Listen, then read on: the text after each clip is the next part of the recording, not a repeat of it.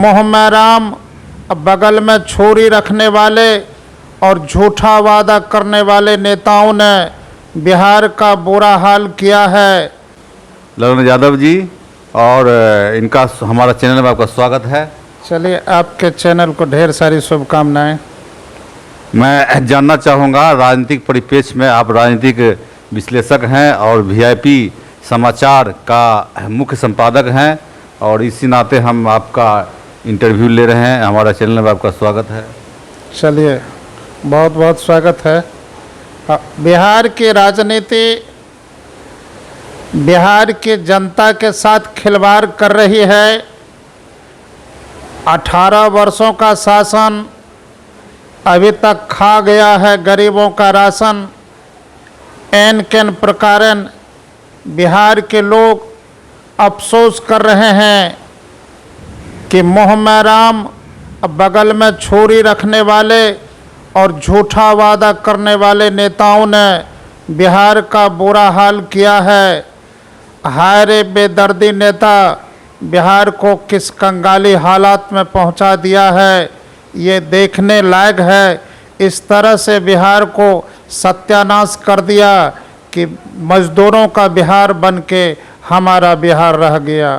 अब यह बिहार नए प्रकार का परिवर्तन चाहता है और युवाओं का साथ लेके और ऊंची छलांग लेके एक नया बिहार चाहता है, नया बिहार चाहता है। और झूठे वायदे करने वाले नेताओं से अब मुक्ति चाहता है, मुक्ति चाहता है।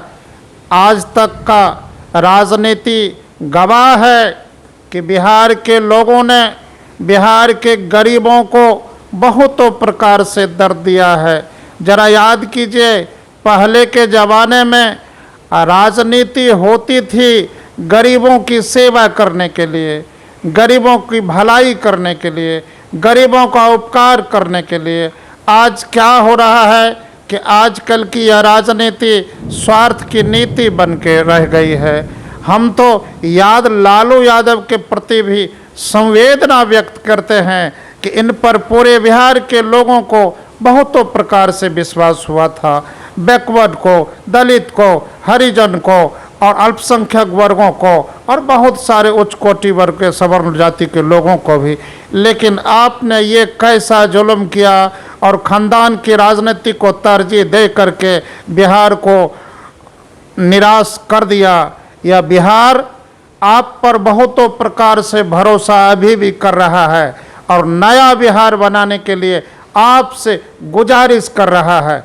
अरे नीतीश का शासन और झूठे का बिहार में घूम घूम के दे रहा है भाषण।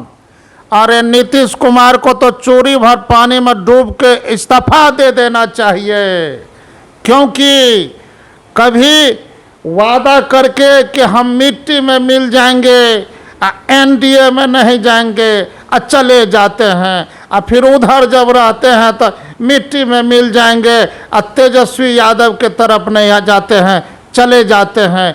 एग्रीमेंट का कोई वैल्यू नहीं देते हैं। इनके नीति और सिद्धांत का कोई वैल्यू नहीं है। अतः जनमानस की नज़र में इसे पलटू चाचा कहा जाता है, पलटू राम कहा जाता है। अतः हम सारांश के रूप में आम जनता को याद करा देना चाहते हैं कि अरे ऐसे झूठे वायदे करतूत करने वाले जालिम कितना जुल्म करेंगे सत्ता के गलियारों से। अब तो चप्पा चप्पा गूंज उठेगा इनकलाब के नारों से, नारों से, नारों से। बहुत बहुत धन्यवाद।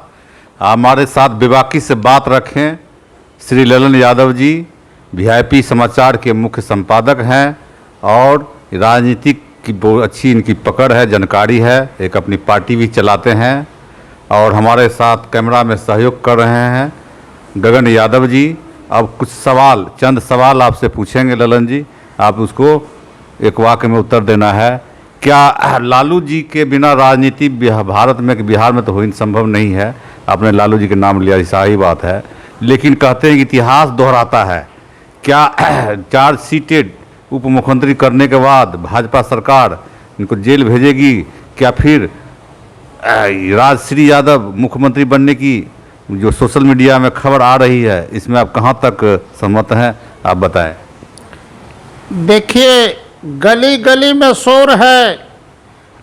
तेजस्वी यादव पर जो चार्जशीट हुआ है, ये चर्चा बेजोर है।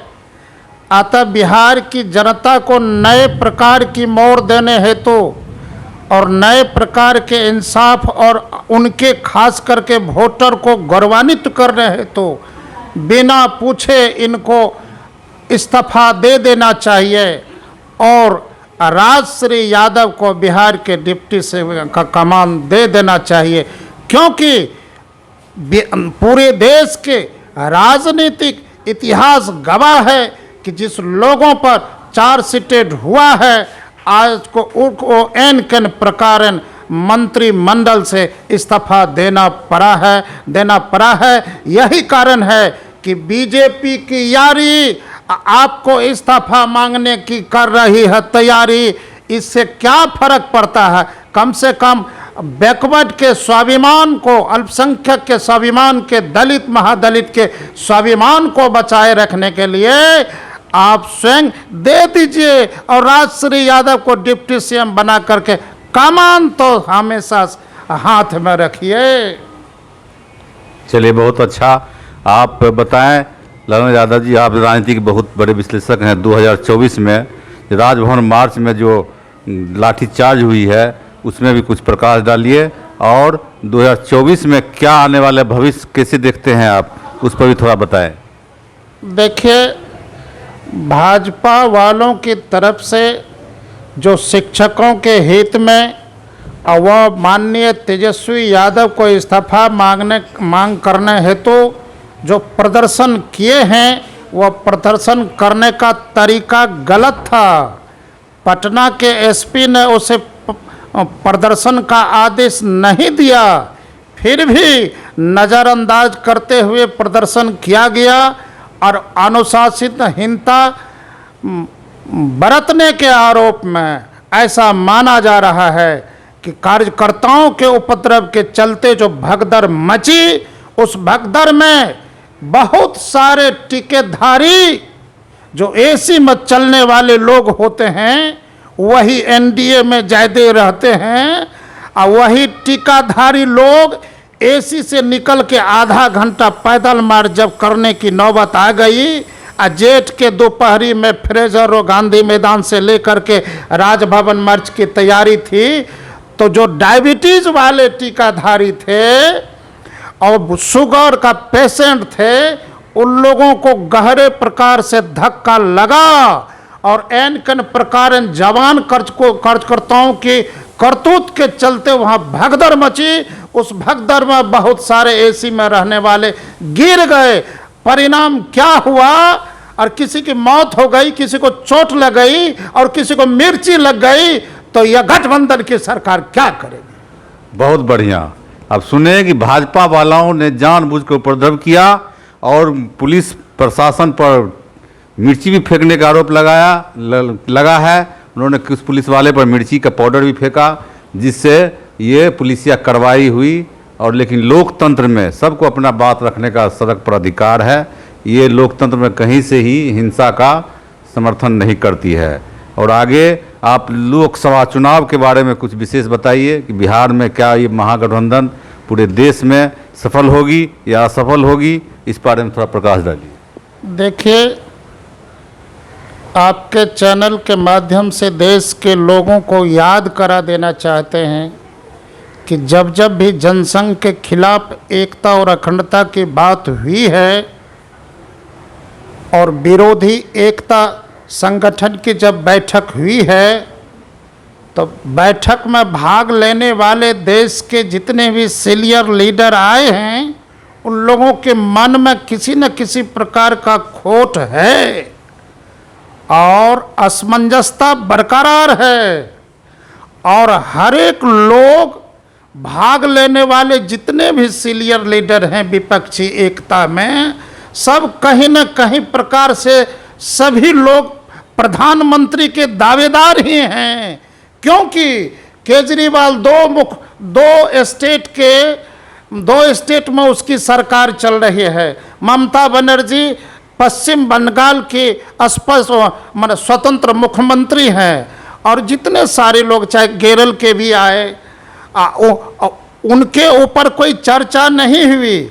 और माननीय नीतीश कुमार के बारे में चर्चा हुई, जो एन केन प्रकार बैसाखी से चलने वाले मुख्यमंत्री हैं, और दूसरों के भरोसे जिसको परजीवी कहा जाता है, जो दूसरों पर आश्रित रहने वाले लोग हैं वो परजीवी कहा जाता, ऐसे मुख्यमंत्री को संयोजक बनाने की चर्चा जो हुई, यह देश की एकता और अखंडता व भाजपा वालों के खिलाफ में जो यह माना विरोधी एकता संगठन की बैठक हुई है, इसमें हमें लगता है कहीं न कहीं असमंजसता बरकरार है।